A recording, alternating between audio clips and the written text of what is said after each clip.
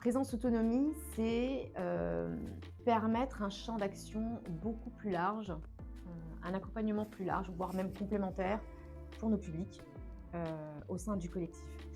Heu, Comme j'ai pu préciser précédemment, c'est un écosystème d'acteurs issus de gens médico-sociaux, sociaux, bientôt sanitaires, avec les partenariats que nous pouvons avoir. C'est au-delà de ce que nous savons déjà faire au niveau de l'habitat et au niveau du travail social que nos collègues mènent déjà auprès de nos publics. Voilà, c'est grâce aux membres affiliés, donc EFM, pour tout ce qui est aide à domicile, mais également l'association tutélaire active, nous avons une compétence au niveau de la protection des majeurs. Et ça, c'est très important parce qu'on apprend, déjà on travaille avec eux, on apprend leur métier et ça permet une synergie en fait de compétences au sein du collectif, mais donc en interne, mais également avec nos partenaires externes. Voilà, donc on apprend à se connaître, on identifie ces nouveaux métiers et on les utilise pour accompagner nos publics, en tout cas les personnes les plus fragiles. On identifie.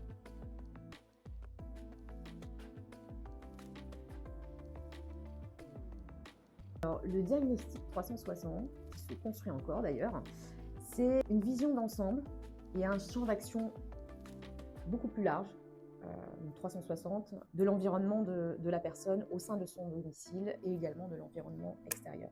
C'est la mise en œuvre d'actions et le repérage en fait de fragilité dans le domaine du domicile, de la santé, des ressources, du logement, sur les commodités. C'est pouvoir agir aussi avec, donc ça c'est en interne par rapport à ce qu'on sait faire nous dans le collectif, mais c'est pouvoir aussi agir grâce aux partenaires extérieurs complémentaires qui gravitent autour d'une personne au sein de son domicile ou de son environnement, grâce aux synergies que l'on peut mettre en place. Le diagnostic, c'est un repérage et des actions, toujours dans l'objectif en fait, de la préservation de l'autonomie de la personne. Et ça peut même aller plus loin, c'est poursuivre un petit peu le fil conducteur qu'on nous donne au sein de que nous avons au sein de notre collectif, c'est aider aussi à la réinsertion, c'est aider à réparer le lien social, c'est pouvoir toujours accompagner la personne le plus loin possible, et tous ensemble.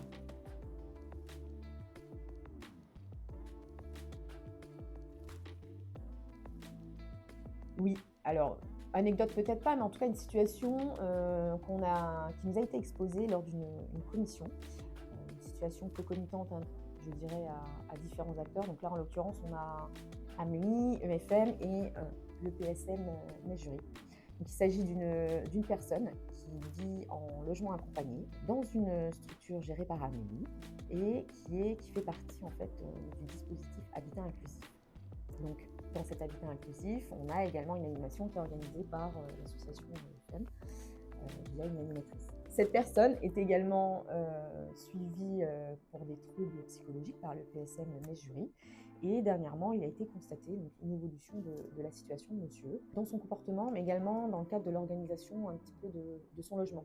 On constate un petit peu certaines particularités qui pourraient laisser penser que la personne commence à avoir des symptômes diogènes. Voilà.